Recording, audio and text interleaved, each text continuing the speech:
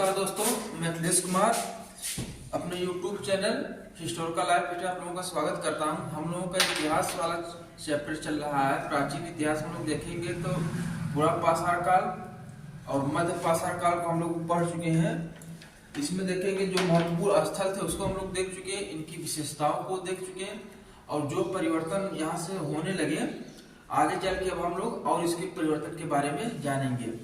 यहाँ से विभिन्न परीक्षाओं में जितने भी है, वनडे एग्जाम हो गए, लोअर पीसीएस हो गया, आरओ हो गया, एआरओ हो गया और यूपीएससी तक के यहाँ से क्वेश्चन आपको जब इसकी विशेषताओं को देखेंगे, परिवर्तन के काल को देखेंगे, यहाँ से क्वेश्चन एक से एक क्वेश्चन बनता है। और सबसे महत्वपूर्ण इसमें क्या होता है कि इनके जो प्लेस दिए हुए हैं उन प्लेसों को मिलाने के लिए दे देता है या कोई स्पेसिफिक प्लेस हो जाता है उसके बारे में पूछ लेता है। तो हम लोगों का आज का जो चैप्टर है उसी में अगला चैप्टर जो है नव पाषाण काल, हम लोग इसमें देखेंगे क्या है आज नव पाषाण काल। तो इसके बारे में हम लोग कुछ जान लेते हैं। नव पाषाण काल टाइम पीरियड हमारे हिसाब से आप सभी लोगों को पता हो चुका होगा। टाइम पीरियड इसका क्या हो जाएगा 8000 से 6000 बीसी ईसा पूर्व, ठीक है। तो अगर आप लोगों को ध्यान होगा तो हम बताए थे मतलब कि जो प्रस्तर युग है, प्रस्तर युग का विभाजन किसने किया था? जॉन लुबाक ने किया था। यानी कि जो पूरा पाषाण काल है अगर उसके जनक पूछा जाए तो जॉन लुबाक हो जाएगा और नव पाषाण काल के भी अगर जनक की हम बात करेंगे तो कौन हो जाएगा? जिसके जनक मान लिया जाए तो ये क्या हो जाएगा? जॉन लुबाक, ठीक। कल हम आप लोगों को जब वीडियो खत्म हो रही थी मध्य पाषाण काल की तो थोड़ा सा ब्रीफ किए थे कि विद्वानों द्वारा इस नव पाषाण काल को क्रांति का काल कहा गया है, ठीक। क्या कहा गया है?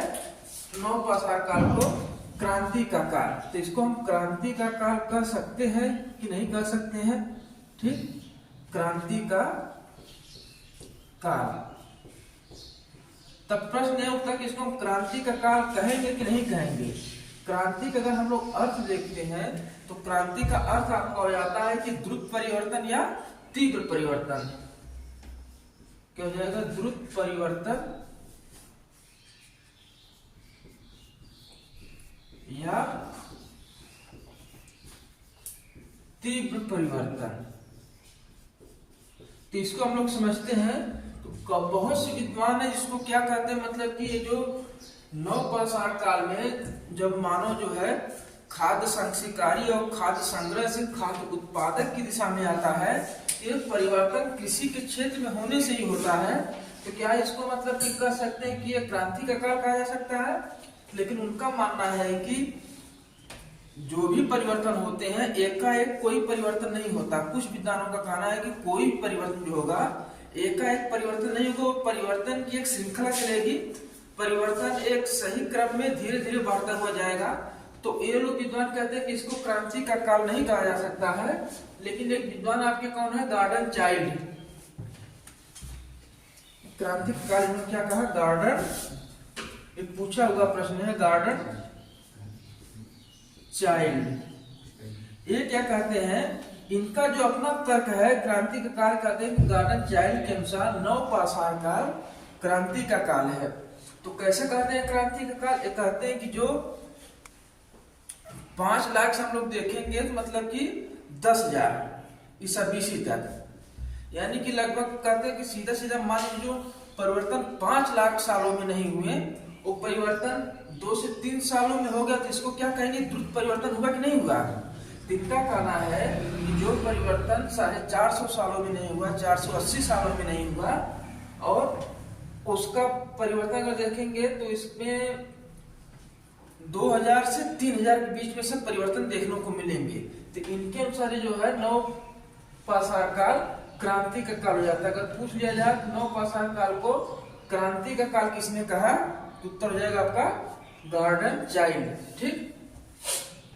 अब इसकी विशेषताओं में हम कुछ लोग इसकी विशेषताओं को देख लेंगे, क्योंकि मानव नव पाषाण काल तक आते आते मानव अब शिकारी एवं खाद्य संग्राहक से क्या हो जाता है? खाद्य उत्पादक हो जाता है। यानी कि कृषि का प्रारंभ यहाँ पर नियमित रूप से कृषि शुरू हो जाएगी।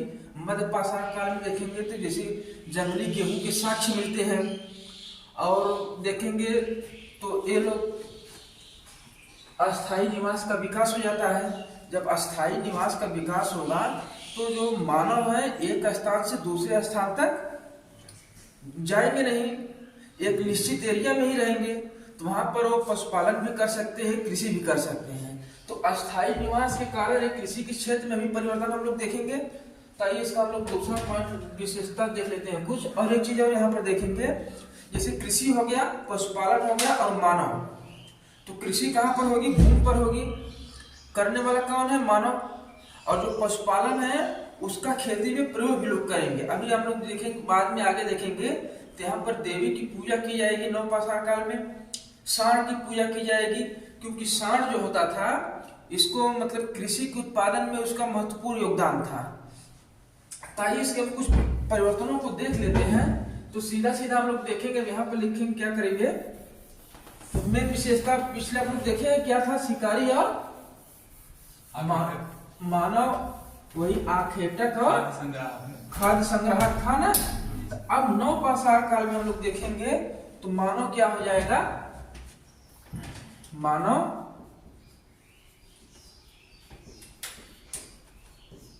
शिकारी एवं खाद्य संग्राहक से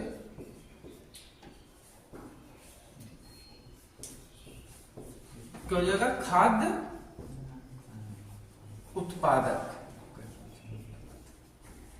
ठीक है, क्या हो जाएगा? मानव अब क्या हो जाएगा? यहाँ पर खाद्य संग्रह शिकारी से क्या हो जाएगा? खाद्य उत्पादक। यानी कि खाद्य उत्पादक से मतलब क्या होगा? कब यहाँ पर कृषि देखा जाएगा और कृषि में परिवर्तन देखा जाएगा, और इसके कारण जो होने वाले सामाजिक परिवर्तन देखेंगे हम लोग। तो कृषि के परिवर्तन से इसके अर्थव्यवस्था पर क्या प्रभाव पड़ेगा, इसके समाज पर क्या प्रभाव पड़ेगा, और इसके क्या है संस्कृति पर क्या प्रभाव पड़ेगा। समझ में आया यहाँ तक? तो अब हम लोग देखेंगे जहां हो जाएगा तो खाद्य उत्पादक में अब कृषि के उत्पादन से परिवर्तनों को हम लोग देख लेंगे। क्या हो जाएगा? कृषि के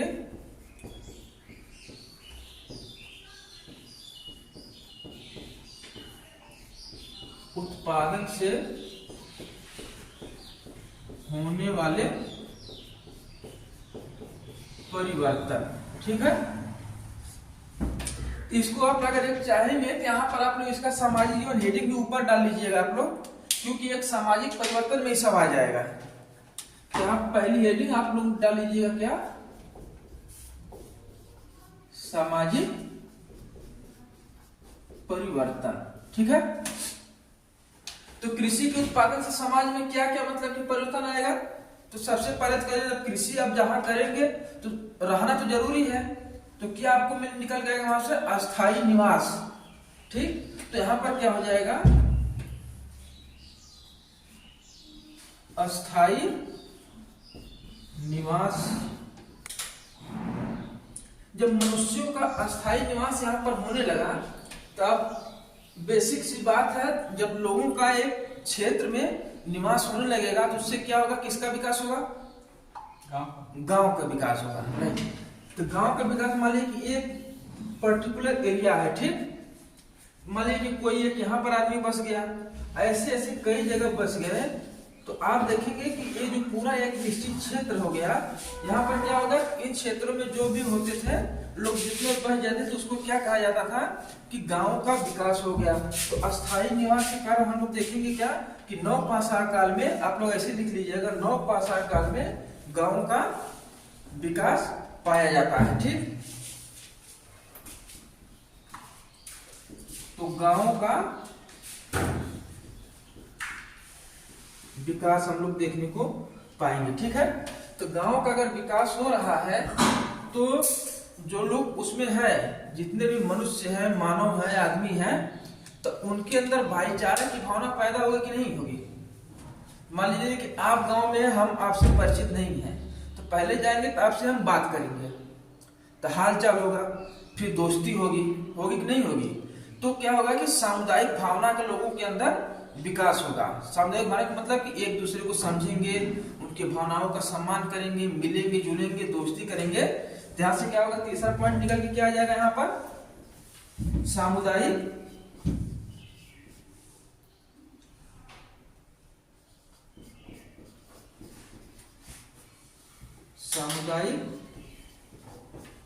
भावना का विकास। ठीक है, समझ में आ रहा है नहीं यहाँ तक, सामुदायिक भावना का विकास हो जाएगा। अब इसके आगे हम लोग चलते हैं, तो नोट डाउन हो गया यहाँ तक। तो इसके आगे जब देखिए सामुदायिक भावना का विकास, एक दूसरे से मिलने जुलने लगे, तो नेक्स्ट अब इसका प्रोसेस क्या होगा आगे बढ़ने का, कि कोई त्योहार हो गया, कोई उत्सव हो गया, कोई शादी हो गई, या उनके घर का कोई भी प्रोग्राम होगा, तो आपको निमंत्रण बुलाया कि भैया आप चले आइएगा, हमारे यहाँ प्रोग्राम, आपको आना आवश्यक है। तो इससे क्या हो जाएगा, उनके खान पान, रहन सहन और दावत का भी विकास होगा, यानी कि सामुदायिक खान पान, रहन सहन और दावत का विकास होने लगता है।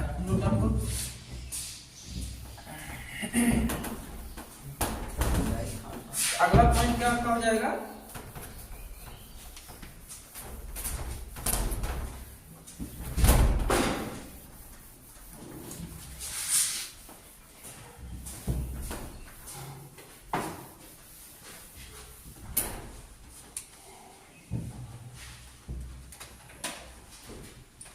सामुदायिक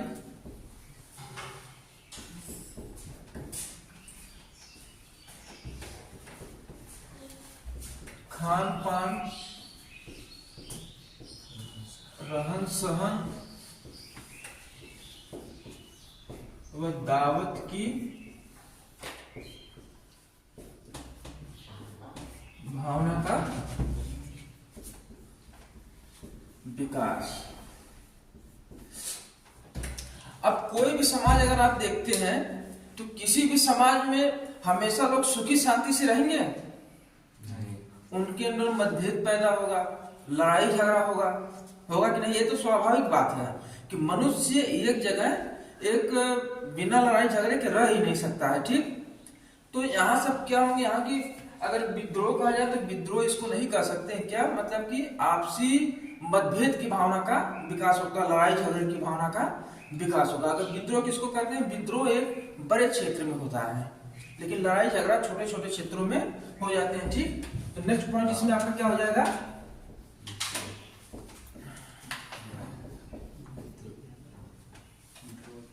सामुदायिक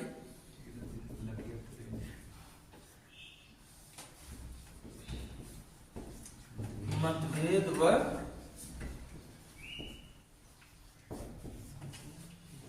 लड़ाई झगड़ों का विकास। ठीक है, तो यहां से हम लोग देखें, जब लड़ाई झगड़ा हो रहा है समाज में, तो कोई न कोई समझाने जाएगा। जैसे जैसे हम लोग तो जाएंगे नहीं समझाने, हमारे उम्र के लोग समझा नहीं सकते हैं। मान लीजिए कि दो लोग झगड़ा कर रहे हैं, हम जैसे लोग पहुंच गए वहां पर, तो पता चला कि उन दोनों का गुस्सा हम पे फूट गया, आपस में कर रहे मिलके हम को मार दिए। तो अब यहां से क्या देखेंगे, तो समझाने का कार्य कौन करेगा, समाज में किसी भी मसले पर समझाने बुझाने का काम कौन करेगा, जो हमारे बड़े बुजुर्ग हैं। ठीक, राइट है नहीं, तो जो बड़े बुजुर्ग थे वहां से हम लोग देखेंगे इसके समाज में अब मुखिया तंत्र का विकास होता है। क्या होता है, मुखिया तंत्र का, जब यही पूछ देता है कि मुखिया तंत्र का विकास किस काल से प्रारंभ होता है, तो मुखिया तंत्र का विकास नवपाषाण काल से प्रारंभ होता है। फिर क्या हो जाएगा,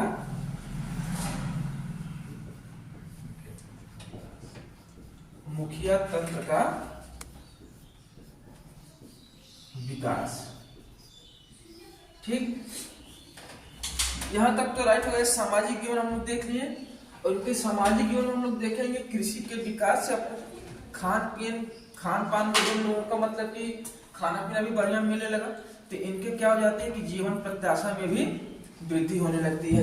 क्या हो जाएगी, एक अलग पॉइंट, अलग से पॉइंट है। ठीक, मानव के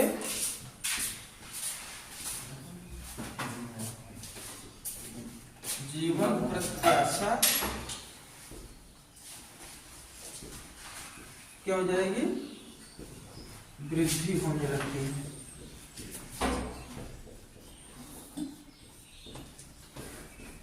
ठीक, ये तो आपका हो गया इसका सामाजिक जीवन हो गया। अब इसमें हम लोग कुछ तकनीकी परिवर्तनों को देखेंगे। अब इसमें जैसे कृषि से अभी देखेंगे उत्पादन पर क्या असर पड़ेगा, पशुपालन पर क्या असर पड़ेगा, तो इसको हम लोग देखते हैं। इसके आर्थिक जीवन में भी हम लोग इसको देख लेते हैं। ये तो आपका सामाजिक जीवन में हो गया। अब सामाजिक जीवन के बाद हम लोग कुछ देखते हैं, जैसे तकनीकी परिवर्तन देखे थे, जलवायु परिवर्तन। याद है कल आपको क्या बताया था, कैसे यहाँ की वायु शुष्क होने लगी। तब यहाँ पर आइए देख लेते हैं इसको। तो हमारा आप लोगों ने उससे हेडिंग डाल दीजिए, तकनीकी एवं जलवायु परिवर्तन।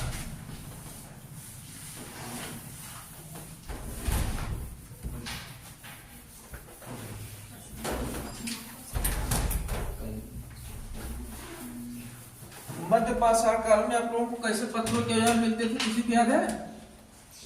छोटे छोटे पत्थर के नाम बताइए, किस प्रकार के पत्थर थे? क्वार्टजाइट और तकनीकी एवं जलवायु परिवर्तन। तो पूरा पाषाण काल में हम लोग देखते हैं वहां से क्वार्टरजाइट टाइप के मतलब कि पत्थर के औजार पाए जाने लगे, यानी कि औजारों की प्रकृति क्या थी, काफी बड़ी बड़ी थी। ठीक, अब उसमें हम लोग देखेंगे क्या था, क्रोट संस्कृति थी, कहाँ से पाई गई, चोपर चॉपिंग संस्कृति। आपको इसका क्षेत्र पता है कहाँ किन किन क्षेत्रों में पाई गई, क्या है? जैसे क्रोट संस्कृति, चौपर चॉपिंग संस्कृति कहाँ पाई गई?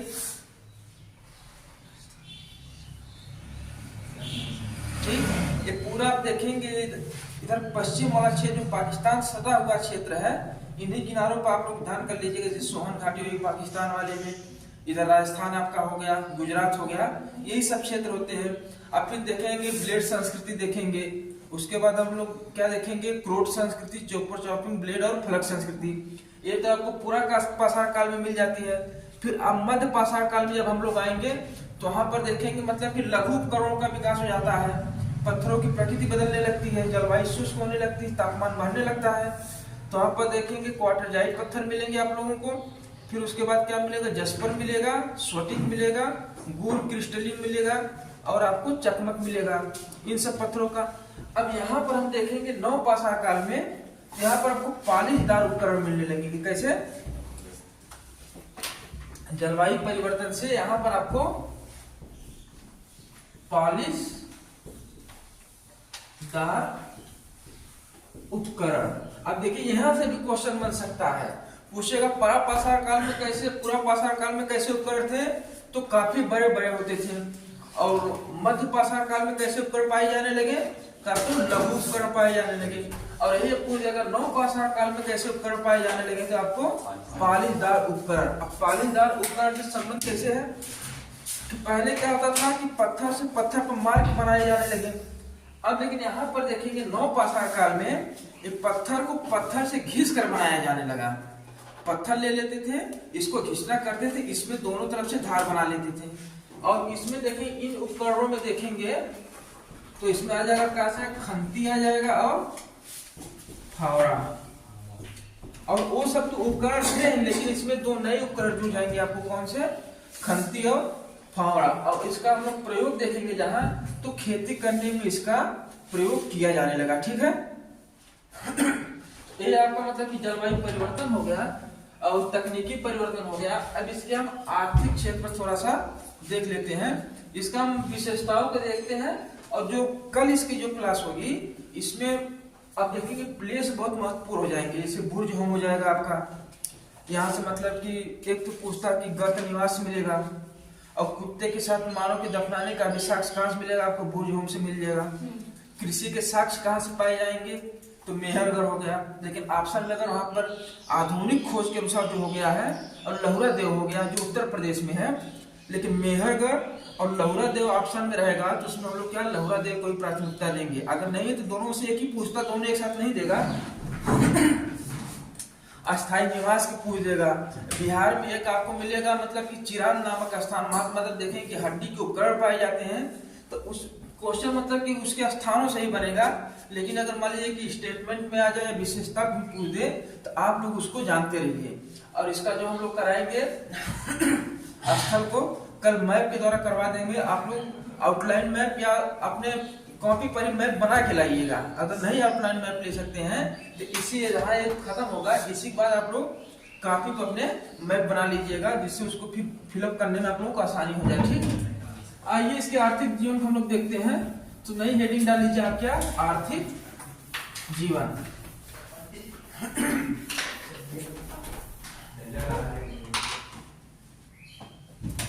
आर्थिक जीवन। आर्थिक जीवन में परिवर्तन हम लोग देखेंगे तो कहां से देखेंगे? तो कृषि के विकास से ही। जब कृषि में परिवर्तन होगा तो इनके आर्थिक जीवन में भी परिवर्तन आपको देखने को मिलेगा। कृषि में परिवर्तन, ठीक है। तो कृषि में परिवर्तन से इनके आर्थिक जीवन में कैसा प्रभाव पड़ेगा? तो नंबर 1 मतलब कि क्या हो जाएगा, इनके मतलब कि जो पशुपालन है, पशुपालन का विकास होगा। तो पशुपालन का कृषि परिवर्तन क्या हो जाएगा? पशुपालन का, अब कहेंगे पशुपालन का विकास कैसे? ठीक, तो अब देखिए यहां पर क्या हो जाएगा। तो सबसे पहले आप लोग ये बताइए कि पशुपालन के साक्ष्य कहां से मिले हैं? किन 2 स्थानों से पशुपालन के साक्ष्य मिले हैं? कल भी हम आप लोगों को बताए थे। कहां से मिला है? तो आपका ये हो जाएगा स्थान क्या हो जाएगा? एक बागौर हो जाएगा, याद आया? बागौर, और दूसरा क्या हो जाएगा? आदमगढ़। ठीक, इसकी अवस्थिति कहां पर है? बागौर को देखा गया तो ये आपका भीलवाड़ा क्षेत्र, आपका राजस्थान। ठीक, और आदमगढ़ कहां हो जाएगा? होशंगाबाद, एमपी। ठीक, तो पहले देखेंगे कि यहाँ पर जंगली जानवर होते थे। पशुपालन तो मिल जाता है लेकिन जानवरों को कहाँ जंगलों में छोड़ दिया जाता था। ठीक, लेकिन हम नवपाषाण काल में देखेंगे स्थिति क्या बदलेगी कृषि के विकास में या कृषि में परिवर्तन से। तो जब उत्पादन होने लगा तो इनके चारों की भी व्यवस्था होने लगी। तो कृषि के उत्पादन से क्या हो जाएगी? पशुओं के चारों की उपलब्धता बढ़ेगी कि नहीं बढ़ेगी? उपलब्धता, कृषि का उत्पादन हो जाए तो उसका मतलब कि घास फूस होगा तो उससे क्या होगा? चारा ही बनेगा।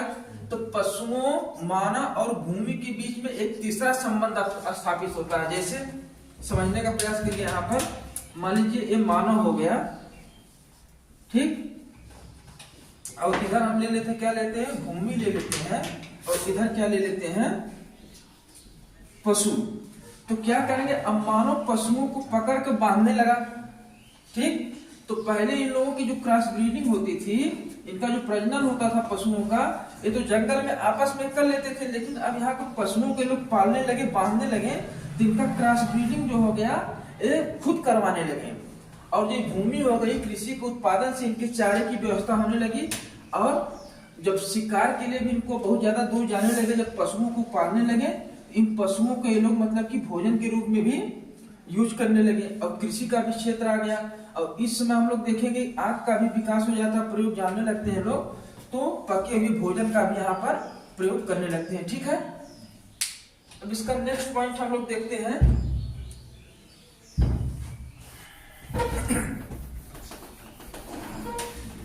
अब जब कृषि में अब हम लोग देख रहे हैं, जब उत्पादकता बढ़ रही है तो किसी भी चीज को कितना, जब बहुत जगह आवश्यक खाने से पर्याप्त आवश्यकता से अधिक हो जाएगी तो उसका आप लोग क्या करेंगे? उन वस्तुओं का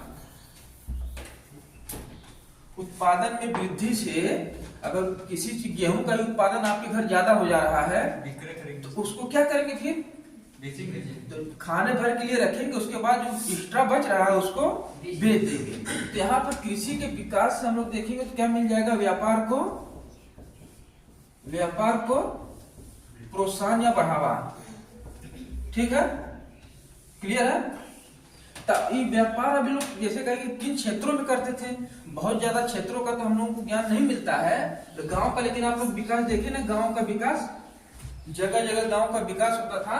तो ये जो पर्याप्त अधिक उत्पादन होता था तो एक क्षेत्र से दूसरे क्षेत्र में वस्तुओं का आदान प्रदान करते थे। मुद्रा तो थी नहीं कि हम गेहूं लगाए बेच दिए और पैसा लेके चले आए। तो यहाँ पर हम लोग क्या देखेंगे, एक क्षेत्र से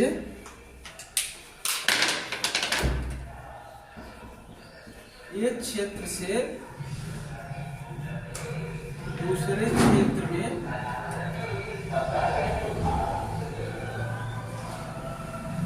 वस्तुओं का आदान प्रदान।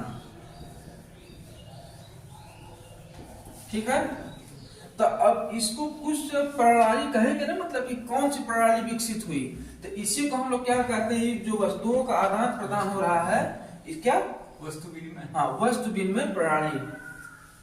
क्या कहेंगे इसको, वस्तु विनिमय प्रणाली। वस्तु विनिमय प्रणाली को हम लोग समझते हैं, जैसे मान लीजिए कि हम और आप हैं, ठीक, तो आपके पास हो गया गेहूं का उत्पादन ज्यादा हो गया, हमारे पास क्या हो गया, चावल का उत्पादन ज्यादा हो गया। हम आपके पास आए कि भैया हमसे चावल ले लीजिए, हमको गेहूं दे दीजिए, यही होगी। सामानों का आदान प्रदान, आपस में सामानों का लेन देन ही वस्तु विनिमय प्रणाली होती है। एक पूछ लेता है कि वस्तु विनिमय प्रणाली मतलब कि किन क्षेत्रों में कब पाई गई, नवपाषाण काल में पाई गई, और इसमें क्या होता था, वस्तुओं का एक दूसरे से आदान प्रदान। ठीक है,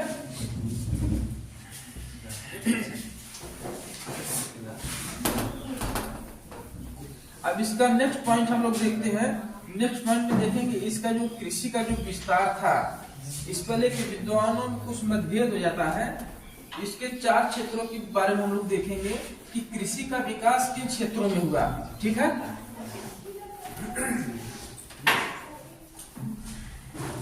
तो हम लोग क्या देखेंगे, नेक्स्ट पॉइंट क्या इसी हो जाएगा, इसी आर्थिक जीवन में हम लोग लेके चल रहे हैं। ठीक है, आर्थिक जीवन में हम लोग देखेंगे तो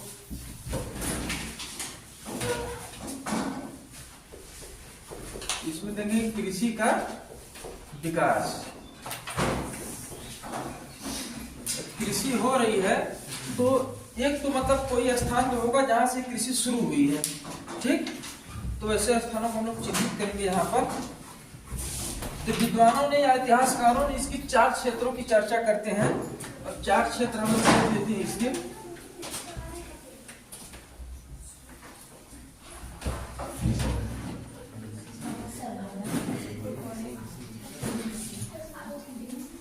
पहला कौन सा क्षेत्र हम लोग देखेंगे, गोल्डन क्रेसेंट। ठीक, गोल्डन क्रेसेंट। और दूसरा हम लोग देखेंगे कौन सा, बलूचिस्तान। बलूचिस्तान कहाँ पर स्थित है, अफगानिस्तान में। बलूचिस्तान कहाँ पर है, पाकिस्तान में। तीसरा हम लोग देखेंगे कौन सा, बेलन घाटी। चौथा को हम क्या देखेंगे, दक्षिणी पूर्वी एशिया। ठीक, इसको गोल्डन क्रेसेंट को क्षेत्र पहले देख लेते हैं कहां पर है। यहाँ हो जाएगा क्या, पश्चिमी एशिया। पश्चिमी एशिया, और पश्चिमी एशिया में एक क्षेत्र आपको क्या मिल जाएगा, गोल्डन क्रेसेंट। ठीक है, और इन क्षेत्रों को हम लोग देख लेते हैं। गोल्डन क्रेसेंट वाला क्षेत्र फिलिस्तीन, इजराइल का आप लोग नाम सुने हैं, उसकी अवस्थिति मैप में देख रहे हैं। हाँ, तो जो अवस्थिति उसकी है तो आपका क्या हो जाएगा, एक तो गोल्डन क्रेसेंट कहां पर आपका हो जाएगा, फिलिस्तीन और सीरिया। तो अगर पूछ लिया जाए गोल्डन क्रेसेंट वाला क्षेत्र आपको कहां पाया जाएगा, तो फिलिस्तीन और सीरिया में। अभी इसमें क्या विवाद है, अभी इसको हम समझाते हैं। पहले आप नोट डाउन कर लीजिए। बलूचिस्तान वाले क्षेत्र में कौन आप क्या मिलेगा आपको, मेहरगढ़। नाम सुने हैं आप लोग, यहाँ से सबसे पहले किसका साक्ष्य मिला है,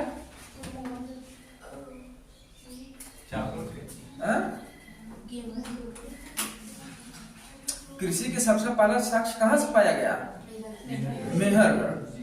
अगर ऑप्शन में लहुरा देव आ जाए तो आप ऑप्शन में क्या मानेंगे, लहुरा देव। आधुनिक खोज के अनुसार क्या हो गया, लहुरा देव। लेकिन अगर ऑप्शन में लहुरा देव नहीं तो आपका उत्तर में क्या हो जाएगा, मेहरगढ़ हो जाएगा। बेलन घाटी वाला आप लोग स्थान पता है, मिर्जापुर उत्तर प्रदेश। हाँ ठीक, कुलडीहवा। कुलडीहवा का नाम सुने आप लोग? यहाँ से क्या पाया गया है,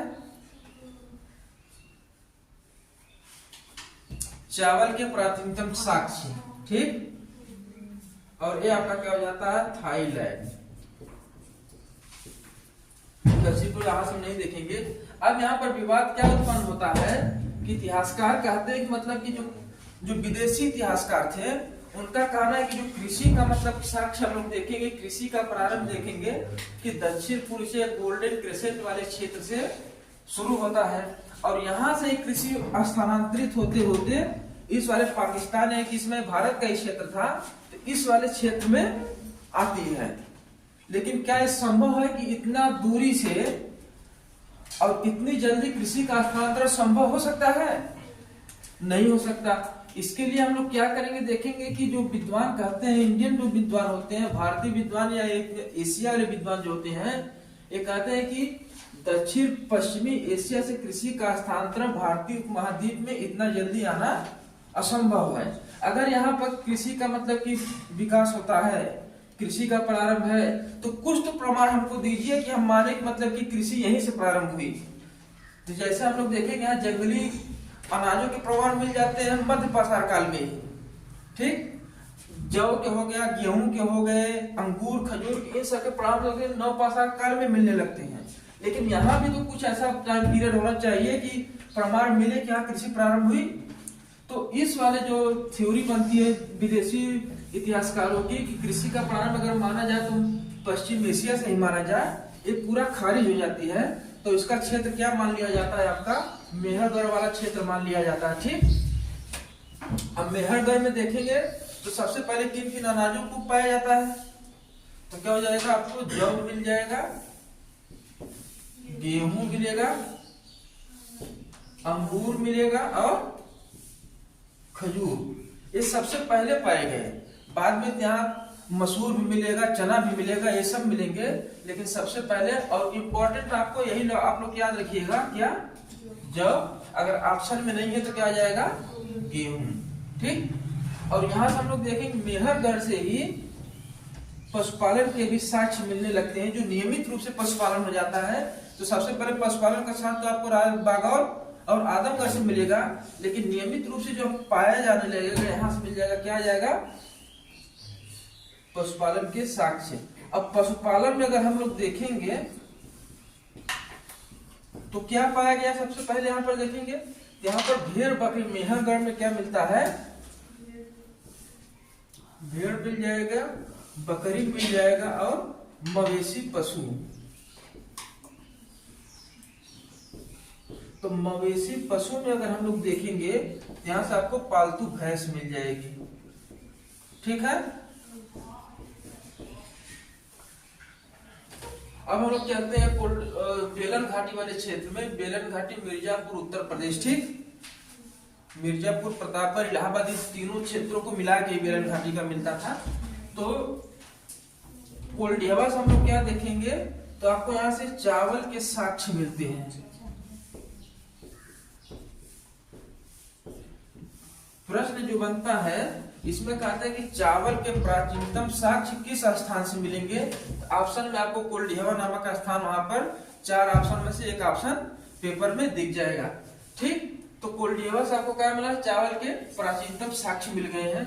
ये तो मतलब इसके हम लोग कृषि के विकास में हम लोग देख रहे थे, और कृषि के विकास में देखेंगे तो अगर उत्पादन हो रहा है किसी भी चीज का, उसको रखने के लिए कुछ चीजों की आवश्यकता पड़ेगी, होगी कि नहीं होगी। मान लीजिए कि आपके पास उत्पादन ज्यादा है, आप अनाजों को जमीन पर तो फेंक नहीं सकते हैं। आज के समय में बड़े बड़े वो क्या बन गए, कोठार बन गए हैं रखने के लिए, हाँ डेहरी बन गई है। लेकिन उस समय क्या था, उस समय भी कुछ रहा होगा।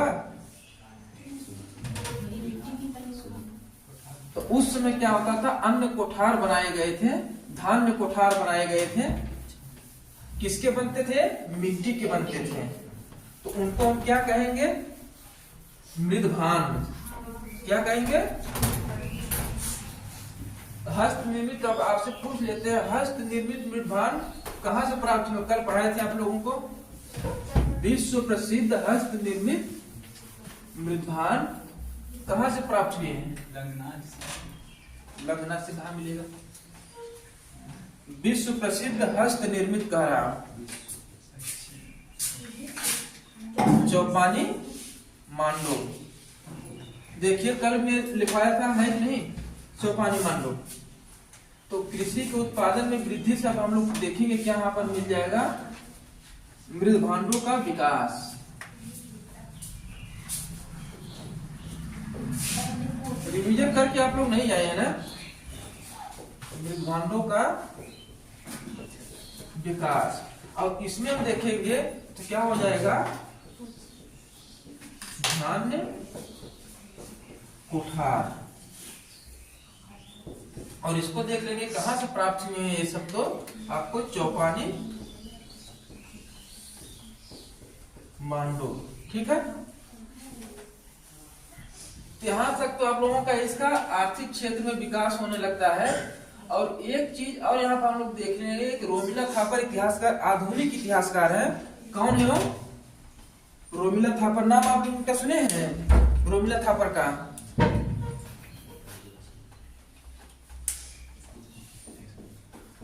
रोमिला थापर ये आधुनिक इतिहासकार है। इनका क्या कहना है कि नवपाषाण काल के बारे में क्या कहती है? कृषि के बारे में, कृषि का जो परिवर्तन होता है, कृषि का विकास जो होता है, इसके बारे में कहते हैं। तो कृषि का आविष्कार किसके द्वारा किया गया? क्वेश्चन मार्क देती हैं कि कृषि का आविष्कार किसके द्वारा किया गया। तो फिर इन्होंने उसको बताती हैं जो कृषि का आविष्कार है, इसमें सबसे महत्वपूर्ण भूमिका किसकी थी? महिलाओं की थी। प्रश्न आपको बन जाएगा तो कृषि का आविष्कार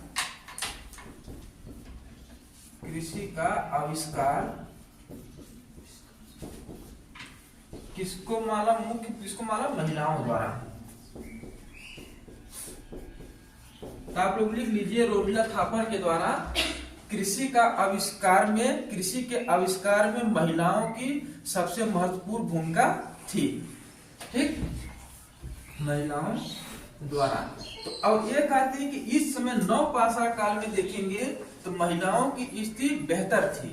यानी कि महिलाओं की स्थिति तब देखेंगे क्या हो जाएगी, अगर इनके उत्पादन की हिस्सेदारी में भाग ले रही हैं, किसी भी निर्णय में भाग ले रहे, उस समाज में हम क्या कहेंगे कि महिलाओं की स्थिति क्या है? बेहतर है। ठीक, और इसमें देखेंगे किस लिए, मतलब कि महिलाओं को ही कृषि का आविष्कार का जनक माना गया, आविष्कारक माना गया। तो पुरुष का क्या काम था उस समय? शिकार करना। जंगलों जंगल शिकार करते थे, जो घर के काम होते थे। और जैसे देखिए भीमबेटका के चित्रकला में देखेंगे खाद्यान्न इकट्ठी करती महिलाओं का प्रयोग किया गया है, चित्र दर्शाया गया है। तो उसमें इसी से होता है कि जो कृषि का कार्य, जो खेती बाड़ी का कार्य, उसमें महिलाएं ही करती थी।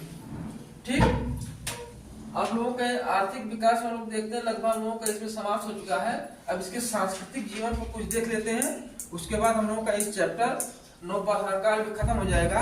और कल जो महत्वपूर्ण प्लेस है इसके बारे में हम बता देंगे और प्रश्न आपको वहीं से मिलेंगे। एक कॉन्सेप्ट में से मान लीजिए कि जब स्टेटमेंट देगा तभी यहाँ से आप लोग कर पाएंगे, लेकिन ऐसे प्रश्न यहाँ से आएंगे नहीं। जो आएगा एग्जाम में, वनडे एग्जाम में आप लोगों को फैक्चुअल चीजें ही पूछी जाएगी, जो आपको कल हम आपको पढ़ाएंगे। ठीक है, अब उसमें भी देखेंगे तो 4-5 प्लेस ही मतलब कि एक सेक्शन में महत्वपूर्ण आपको मिलेंगे। जैसे कल आपको बता दिया था कौन सा था, मध्यपाषाण काल में देखेंगे हम लोग तो 5-6 प्लेस बताए थे।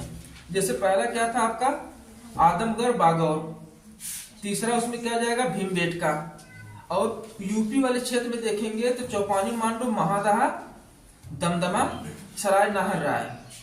यहाँ से इसमें क्वेश्चन बनेंगे। और नवपाषाण काल में हम लोग एक हो जाएगा गुफ्फारकल और बुरजहोम, ये आपको जम्मू कश्मीर में मिलेंगे। बिहार में एक मिलेगा चिरांद। ठीक, और उसके बाद आप आ जाएंगे इधर बलूचिस्तान वाले क्षेत्र में मेहरगढ़ आपको मिल जाएगा।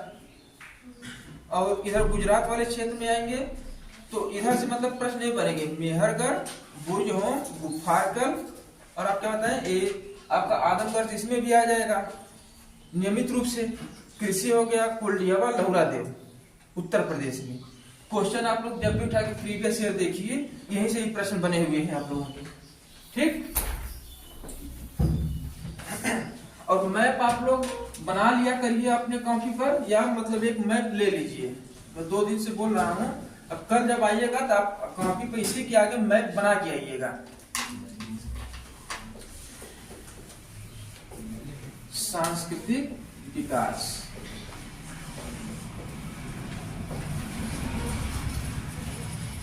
तो संस्कृति में हम लोग क्या देखेंगे यहाँ पर, कला एवं धर्म, ठीक है। 2 ही चीज पढ़ेंगे हम लोग संस्कृति में, यहाँ से लेके मॉडर्न इंडिया तक कला और धर्म के ही बारे में हम लोग देखेंगे संस्कृति में, ठीक। तो अब इसमें देखेंगे सांस्कृतिक विकास में देखेंगे, तो जो लोग वहां पर देखेंगे तो मृतक संस्कार विधि का लोग प्रयोग करने लगे थे, आदमियों को मतलब फेंकने पर दफनाने लगे थे। तो यहाँ भी वही चीज होने लगेगा, क्या हो जाएगा,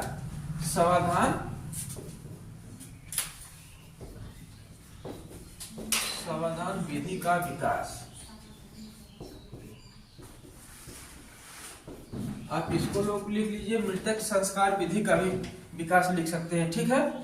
तो इसमें हम लोग देखेंगे कि पहले क्या होता था कि इनको दफना देते थे, लेकिन इस काल में हम देखेंगे तो खाद्यान्न सामग्री भी इनके कब्र में रखने लगे। तो इससे क्या प्रमाणित होता है, कल क्या होता है, ये लोग पुनर्जन्म की भावना में भी विश्वास करते थे।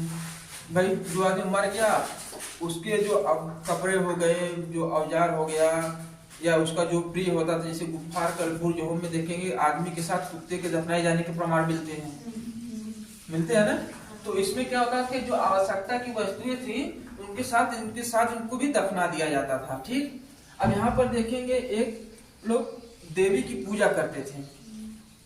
क्या करते थे, देवी की पूजा करते थे यहाँ पर।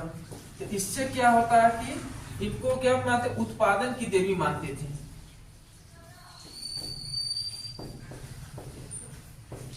कि जमीन से अनाज उगते थे, मिट्टी कहीं बनी होती थी, तो इसको लोग क्या करते हैं कि उनकी पूजा करते थे कि इन्हीं के वजह से हम लोग अनाजों को पैदा कर रहे हैं, ठीक है। अब तीसरा इसमें क्या देखें, सांड की पूजा करते थे ये लोग। किस लिए, इनका प्रयोग लोग कृषि कार्य में करते थे, खेतों को जोतने के लिए। अब देखेंगे कि जैसे मिट्टी के हल हम लोग सिंधु घाटी सभ्यता में पढ़ेंगे, लेकिन यहाँ पर भी इसका साक्ष्य मिलता है कि इसकी लोग पूजा करते थे, ठीक।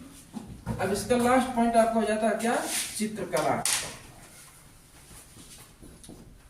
चित्रकला में हम लोग देखेंगे तो कौन सा स्थान मिल जाएगा आपको, भीमबेटका, ठीक। कहाँ पर है, मध्य प्रदेश में है। तो इसमें हम लोग देखेंगे, इसके बारे में सब कुछ बताई थी। अब इसके अंदर भी बाहर चित्र बनने लगा, बाहर भी बनने लगा। चित्रों में किस रंग का प्रयोग करते थे लोग, बताइए कि नहीं इसका, इनके चित्रकारी में किस रंगों का प्रयोग होता था, भीमबेटका की चित्रकारी में लाल और हरा, ठीक है। रंग का प्रयोग आप लोग लिख लिया, अगर नहीं लिखेंगे तो लाल व हरा पूछ सकता है। तो ये मतलब कि 9 पास 8 काल में हम लोग इसका क्या देख लिए, सामाजिक देख लिए, तकनीकी परिवर्तन देख लिए, सांस्कृतिक और आर्थिक। तो ये 9 पास 8 काल कंसेप्चुअल तो मतलब खत्म हो गया।